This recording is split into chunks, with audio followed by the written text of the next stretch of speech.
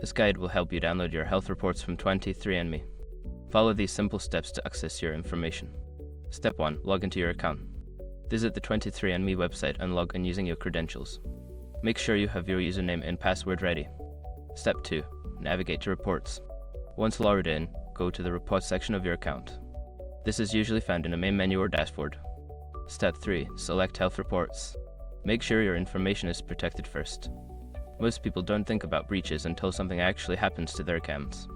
Use SROC to monitor your accounts 24/7 and instantly alert you if your information appears in leaked databases online. It constantly checks billions of breach data points in the background. And considering how much personal information people keep online now, it's honestly worth having. Link in the description. Step 4. Choose the report you want.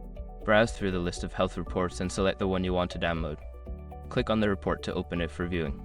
Step 5. Download the report. Look for the download option, usually represented by a download icon or a button that says download. Click it to save the report to your device. Now you can easily access and review your health reports from 23andMe whenever you need them.